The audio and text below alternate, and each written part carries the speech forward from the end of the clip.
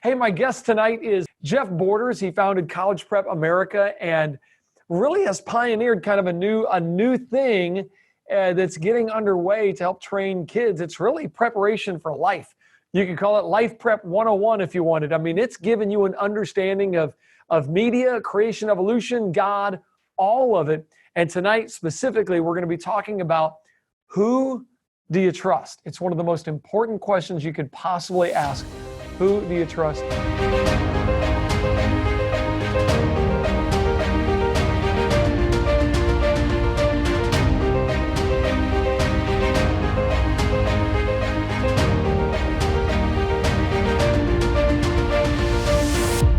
Jeff, thanks for joining me tonight, buddy.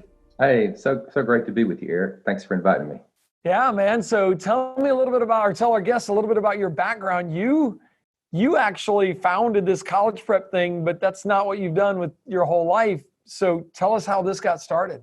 Yeah, so I've had a varied career in the music industry and also in real estate development, business ventures, and those types of things. But the Lord put something on me and my wife's heart a while back, and it just has to do with the large number of young people that are walking away from their faith, especially once they hit the college years. And there's got to be something that we can do. And the idea was just to create a learning environment for families where kids can come together and with their parents begin to learn really powerful, large concepts, and that would first and foremost have them hold on to their faith, their Christian faith, that they believe that the Bible is God's word, that it's very logical to believe in God and to believe that Jesus is who he claimed to be. Then also to begin to give them discernment and for them to understand this battle going on in our world between left versus right, understanding conservative principles and liberal principles, especially as it relates to economics. And so we created this website called College Prep America. We founded a nonprofit to do all that, and we use these really short little 3-minute fast draw videos to explain concepts and ideas, just to have light bulbs go off in young people's brains. So that's really that's my ultimate passion and what I feel like is my ultimate calling in life. So, well, you've certainly done a great job on these videos. You mentioned the reason why you jumped in here is because you were tired of seeing young people grow up in a Christian home, go off to college, and then get their faith destroyed. Right. And that really comes down to the issue of trust, right? Right. Sure. Who is it that people trust, and why is it that the young people are more likely to trust somebody who is a quote scientist or a teacher or professor versus what they've been taught? So here you have this academic pressure going on. There's probably multiple pressures happening between, who in the class is going to speak up against the professor. Nobody wants to do that. You got a professor with lots of experience who's going to be speaking to this student. You got pressure of, look, if everybody believes this, why am I going to be the one kid who believes what my mom and dad says and just answer, well, because the Bible says so. You can see there's a lot of pressure leaning towards a certain bent in understanding. That's for sure. Yeah. And I'll tell you, to be real honest, I've been shocked. Our daughter is now, I won't name the school, but she's at a Christian university, a university we thought was very conservative. And she's a Bible major, and she's going into these classes with professors, and it's real obvious that they are they've got a very progressive view of Christianity, and it's been so sad for my wife and I, just because we assumed it was a strong Christian university. Wow. Very, and she's the only one in the room that's read the scriptures, it seems like, of her peers, and is willing to stand up to say, wait a second, how come we're not taking this at face value? And even the professors and the students are just saying, you're stupid if you take all of that literally. And we're not even going to look at the different ways to interpret it. It's just, hey, we're cutting off that Old Testament thing. We're moving on. It's really sad. Wow. And it's not only happening in Christian universities, but and the thing that we've noticed is it's just the pressure, that battle of worldviews is happening at such a younger age. It's not in the college. It's in high school. It's in middle school. It's probably even in elementary school. And it's just so important as parents that we just begin to engage our young people, to give them discernment, to know what they believe and why they believe it, and to give them space also to ask questions and to doubt, and to, while they're under our roof, and and to be questioning them and probing, hey, what do you think? And it's so much of it is about relationship. It's about building that relationship with them, and giving and instilling discernment and wisdom. It's interesting. You talk about that relationship. Right now, kids have a better relationship many times in their young years with Dinosaur Train and PBS Kids and these things that are teaching an agenda. They've got an agenda that they're pushing.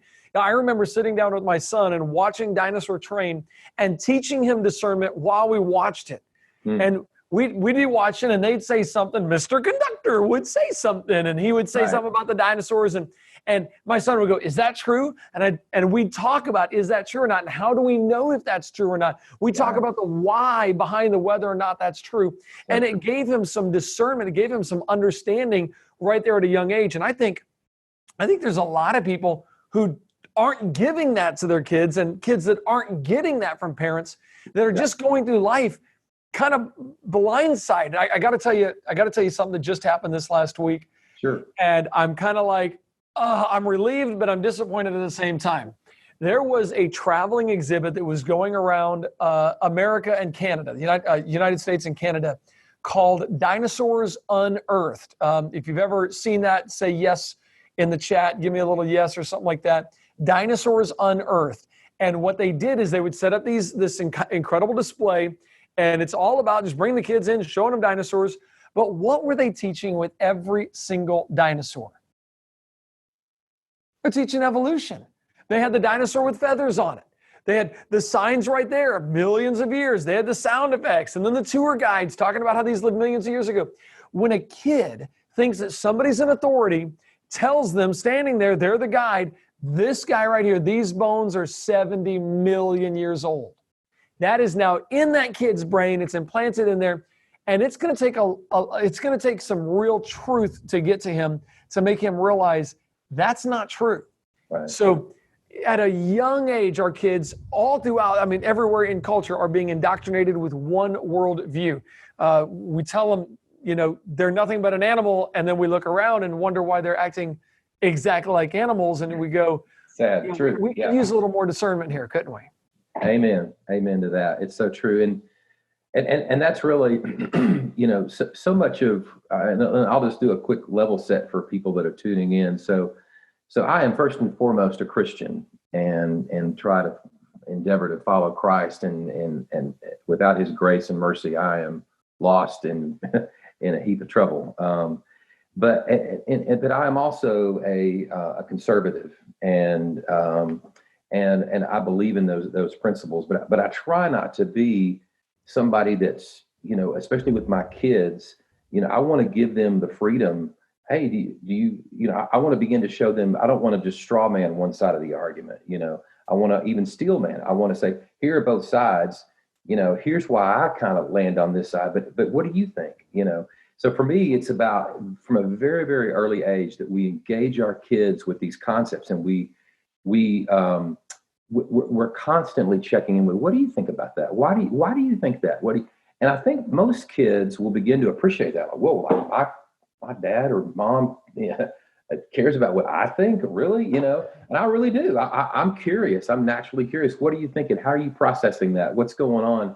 And we've done that from a very, very early age, and it just really instills in our young people that they're worth something, that they're valuable, that their opinion matters, and then also that they're free to bring our doubts and their challenges to us, so that we can begin to dialogue about those things. And that's the way Jesus dealt with Thomas. He didn't just condemn him. He went to him, and he worked with him and helped him to see. So anyway, I think it's about relationship, and it's about making sure our kids understand these concepts, so that when they get in that room with who they perceive to be the smartest guy in the room, they're not just falling for it, that they have the inner wherewithal to go, I don't know, that didn't ring true to me, or I'm not sure, or I wonder what his evidence is for that, or I wonder, they're not just buying it hook, line, and sinker. Yeah, and it's a great question to ask. I hope you parents wrote that one down. What do you think about that? And just get their honest opinion, get them, sharing with you how their mind is processing this. That really is important. So last week, Jeff, I heard about the fact that dinosaurs unearthed went bankrupt. They're no longer going to be out there lying to the kids, telling the kids dinosaurs lived millions of years ago. So they were auctioning off all of their dinosaurs. Now get this, most of the dinosaurs were up in Canada, and they're being auctioned off up there in Canada. One entire exhibit with 16 animatronic dinosaurs, probably worth about $250,000, went up for auction. It was in 7 40-foot containers in Chicago. And I thought, boy, would it be cool to get 16 animatronic dinosaurs and get that entire exhibit. I mean, this would take up like 7,000 square feet when they go set it up in a mall. Get that entire exhibit and put it on display and teach the truth of creation and teach science. So I bid at the auction. Yeah, what happened? Problem is, I probably should have reached out to a few more donors. I bid a couple $1,000 going, hey, if it goes cheap, it's worth it and I can get it. Now it still went, I believe, pretty cheap. It went for $55,000, an entire exhibit, fossils, animatronic dinosaurs, everything you need to set this thing up for $55,000 is how much it went for. Now, who knows if somebody I don't know how much higher they would have gone if I had that kind of money. But I thought, oh man, here is an incredible opportunity to get something, to bring it in and teach the truth about creation to kids using these dinosaurs. But I was just tired of them being lied to. That was my big deal. I was just tired of kids being lied to. And I still hate that. And I know that's why you've done what you did. I want to show a couple. I can't go through all of your videos that you did this, but I want to show people watching a couple of the videos that you did. The first one, when it comes to the bias in the media, you're trying to give kids discernment and you go into bias in the media. And it was, should you question the media? Is this something you should even question? Or should you just take it as fact? Hopefully, people today know to tell their kids, you need to question what the media is telling you. But real quick, before I show this video, these videos, we never dreamed the whole fake news thing that Trump kind of pushed and showed everybody, all the things that have come out in the last couple of years. Never dreamed this would be here when you did this, but boy, you hit the nail on the head before the nail was being hit on the head here. So things have changed a little bit in our culture, haven't they? Oh, yes, they have. Yes, they have. It's a very, very, very interesting, just the way what media has done, even since we produced the videos, the fast draw videos, there's just been major shifts. And I'd love to kind of dive more into that after I think it'd be a really good place to start with those first few videos, and then we can kind of take it from where things have shifted since then. Okay, let's do that. Let me play one of these videos for you, and I just want to show you exactly what's going on here in the media. Should you question the media?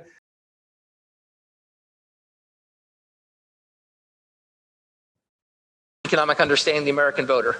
The American voter is too stupid to understand the difference. Lack of transparency is a huge political advantage.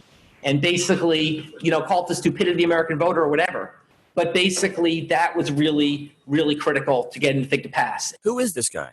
What's he trying to pass? Was he successful at passing it? And why does he think the American voter is stupid? Great questions. Stay tuned and find out the answers. The news. Definition: a report of a recent event. Media. Definition: any means of communication that influences people widely. No doubt that as you first arrive at most universities, you'll hear a message about media. It will probably sound something like this: Fox News lies. Or people will make fun of Fox News as not being a legitimate news organization. You may have grown up in a home where your parents watched Fox News, and you might be puzzled. What is that? Is that true? First of all, we are not here to be defenders of any news organization, including Fox News for that matter. Our goal is to provide a little background info on how things in media have arrived at where they are currently, and to give you a full picture and perspective. If you go back over 5 years ago, there were no iPads or popular e-readers. If you go back over 15 years ago, there were no iPhones or popular smartphones. If you go back over 25 years ago, basically, there was no internet. I know, that's really hard to imagine. If you go back just 35 years ago, for the most part, no one owned a computer of their own, and no one had cable television in their home. Media just 35 years ago consisted of your local newspaper, some magazines, radio, and 3 huge networks: ABC, NBC, and CBS. Imagine turning on your television and having just 3 channels to watch. Compared to today, when you have hundreds of channels, your computer, the internet, your smartphone, your e-reader, and newspapers are now becoming a thing of the past. Wow, how times have changed. And most of that change has happened in your own lifetime. Now, most people who bring us the news have gone to journalism school. In Journalism 101, they are taught this basic premise: do not bring your bias or opinion to work. In other words, keep your opinions to yourself. Just the facts. Just report exactly what is happening, nothing else. Do not slant the news to fit your worldview. And for many years, that appeared to hold true. You could turn on the network news in the 1940s, 50s, and much of the 60s, and see men like Walter Cronkite deliver the news and never really know if he leaned to the left or to the right. So you know what? America believed what Mr. Cronkite had to say. Some of the questions that he asks at the end of each video to get the kids, this is one of the lessons that the kids would have taken, and then they have to answer 3 questions, and then they get a gold, silver, or bronze medal based on how many they get right. So I love the way you've created this with a challenge in every single lesson. I think that works really well. Yeah. Jeff, the important thing here, though, is at the end of the day, things have changed from where they were 25 and 30 years ago, where you really got reporting, and now you're not getting just reporting. Right. Exactly. I think that, that basically the media began to just more and more allow their worldview to affect and slant the news. And I'm not really sure if it's the next video that gets into it or the following one, but one of the things that's so important for young people to know when they're taking in media is that there's 2 different types of what are called news or desks. There's what's called a news desk, and there's what's called an opinion desk. And so if you flip on the news during the day, you're supposed to, if it's just somebody delivering the news, they're supposed to be straight down the line, not left, right, not right. Just, here's the news, here's the facts, that's called a news desk. Okay. But at night, whenever you flip on CNN or Fox News, you're going to get, on Fox, it's going to be, Sean Hannity, Laura Ingraham. On CNN, you're going to get, Don Lemon, or you're going to get, those are called opinion desks. And those, that opinion journalism has gotten more and more probably valuable as a revenue stream to the news media outlets. And so kids really need to understand when they're flipping on those channels, wait a second, is this a news desk or is this an opinion desk? I think, and one of the things you talk about, I don't know if it's in this class, but you talk about following the money and finding out where is the money coming from and actually being able to determine what's really going on. Why are the headlines what they are? And it comes down to they got to be able to sell papers or to sell, spots to people to pay for advertising. So they got to get they got to get eyeballs in order to get paid. And so that has been a huge factor in understanding what's going on with the bias that happens, because they're targeting more of the people that want to hear the things that they're saying. Right. Exactly. And we'll talk about this after we watch the videos. I've got a few slides to talk about how that, not necessarily how the money works, but who specifically their audiences are that they're serving, and how they keep those eyeballs. And there's a strategy that they have that I look forward to talking about. See, that's interesting. And soon, when kids understand this, all of a sudden they got a better idea of how to discern what's being told to them. Am I being told something that has an agenda behind it? So let me show this next one then. When everything changed, kind of going back through history and looking at the change that happened. Let's look at that. And then we got 2 others from this entire course that I want to show. And then we'll jump into that if that's all right. Cool. In the last 50 years, there have been 3 major shifts to change the situation of bias in the media. Number 1, investigative journalism. Number 2, media people hiring mostly like-minded personnel. And number 3, opinion journalism. The media has always looked for a good story. After all, that helps their sales. But just 70 years ago, the media passed up on what today would be a very interesting story. The media actually allowed our then president, Franklin Roosevelt, to cover up the effects of his polio. They never showed a picture of him in a wheelchair. Maybe the media didn't see it as relevant to his presidency. But can you imagine that today? Just over 50 years ago, our then president, John F. Kennedy, was allowed to cover up his extramarital affairs while in office. Some reporters knew it, they just didn't mention it. No investigative journalism. Who knows? Maybe the media didn't see it as relevant. The biggest shifts in the media occurred in the 1970s with 2 historic events: the Vietnam War and President Richard Nixon's Watergate scandal. After an increasingly unpopular, prolonged war in Vietnam, the media felt manipulated by officials in Washington. And then there was a cover-up of a hotel break-in by a sitting president, Richard Nixon. The media at this point decided that it would no longer, quote-unquote, help government officials or presidents cover up information. And the giant pendulum began to swing the other way. Now, nothing was off limits. And the media realized that these stories actually helped their sales even more. Investigative journalism was born, and our American appetite for gossip, intrigue, and scandal was quickly on the rise. And that is exactly what happened as we watched what was good news journalism. Well, you tell me, Jeff, do you call it good when they were still willing to cover things up? Were they covering things up for the greater good of the country? Because I'm okay with saying, hey, here's the truth. But it seems like we've swung from cover up all the way over to now we're going to use facts, or we're going to use stories and present facts in a way that really, skews to what we want people to believe. Yeah, and isn't that how human nature tends to work too? It's like we go from one extreme to the other. We can't try to kind of swing back to a balanced spot. I agree with you. It's just it was a different day and age during Kennedy's administration. I mean, I was not born yet, but he was obviously he was a philanderer. Regardless of what you think about his policies, he was unfaithful to his wife consistently, and we know that now. And that's been, but the media just chose to look the other way.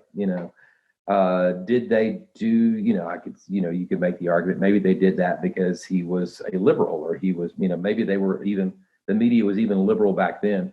We really didn't start polling that, and we're probably going to get to that in this next video until the late 70s, early 80s. I'm trying to remember when the Lichter-Rothman poll first came out. That's when you begin to really see the hard data on how the media began to swing left, and their presentation of the news. So, Well, let me show this next video, because I think this really does help explain why the media has gone left, like you talk about. And then I got one more after this, but Sure.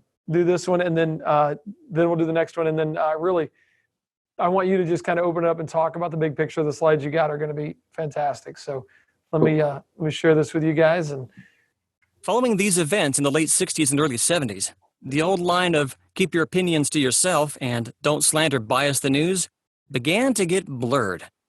As the years progressed, lines would get crossed in subtle ways as bias entered the news. But the biggest shift in media? Well, that takes a little explanation. Let's imagine a long line. That line has a far left and a far right. The American people, in all shapes and sizes and opinions and worldviews and political views, make up that line. Some are left, some are right. Some are far left, and some are far right. Some are in the middle, and some don't know where they are. The person who is here is more liberal than this person. The person who is here is more conservative than this person. It's hard to imagine a person more conservative than this guy, but guess what? There he is. It's all relative to where you are on the line. Now, you remember how America has typically been a middle right voting country? According to Gallup over the years, people calling themselves conservative made up about 40% of our population. People calling themselves moderate made up about 21%. And people that called themselves liberal was around 35%. The biggest shift in media over the last 50 years is this. Somewhere along the line, people in news media organizations, much like universities in America, began only hiring people who held like-minded political views. This was evidenced in 1981, when Lichter and Rothman released a poll they took of influential media officials at NBC, ABC, CBS, and major national print media. It showed very clearly the voting habits of the media. On average, they voted for the candidate on the left 86% of the time, and the candidate on the right only 14% of the time. If you average those same elections, the American people were split close to 50-50. So when it came to the American people, each time a candidate on the left got a vote, a candidate on the right also got a vote. But not in the news media. Each time the candidate on the right got one vote, the candidate on the left got more than 6 votes. You take 1, I take 6. Sounds fair, doesn't it? It's kind of reminiscent of another poll you probably remember, but we digress. A new poll was taken in 1996, 15 years later, for Washington-based reporters with very similar results. 89% voted left, and only 9% voted right. The same as, you take 1, I take 9. People in media were not happy about all this polling. They're supposed to be objective, open-minded, hiring all types of thinkers. These polls were showing their potential for major bias. Challenge. I'm going to let you guys take this challenge here real quick. This is good. You got 56 seconds so we can answer these questions. Here we go. The poll showed that the influential media officials voted for liberal candidates how many times? A, the same as conservatives, B, a little more than conservatives, C, by more than 6 to 1, or D, both A and B. If you got the answer, put it in the chat. Tell me what you think it is. Hopefully you got it. Some of you didn't know there was a chat. We're still figuring it out. 25 seconds. Come on, do that real quick with me. Play along. Put it in the chat. You guys got it. I got one answer. I got one of you willing to chat with me. James. Very good. You got it, buddy. You got it. Do 2 more questions with me, James. This will be good. In the last 50 years, the biggest shift in media is what? News organizations began only hiring people with like-minded political views. Media organizations began hiring more conservative reporters. C, media organizations became less biased. Or D, reporters became less opinionated about the news. What do you think, James, since you're play along? A, I'm going with A with you, James. Awesome. Nice. One more here. The Washington-based reporters poll showed reporters voted for liberal candidates how often out of conservatives? A, the same as conservatives. B, a little bit more than conservatives.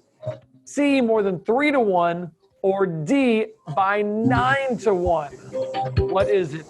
James says D. Mary, you played along in that last one. You think you got this? D from Mary as well. Awesome. You guys are exactly correct. Thank you for joining us for this engaging conversation. To view this and many more conversations in their entirety, we invite you to partner with us at creationtoday.org/partner.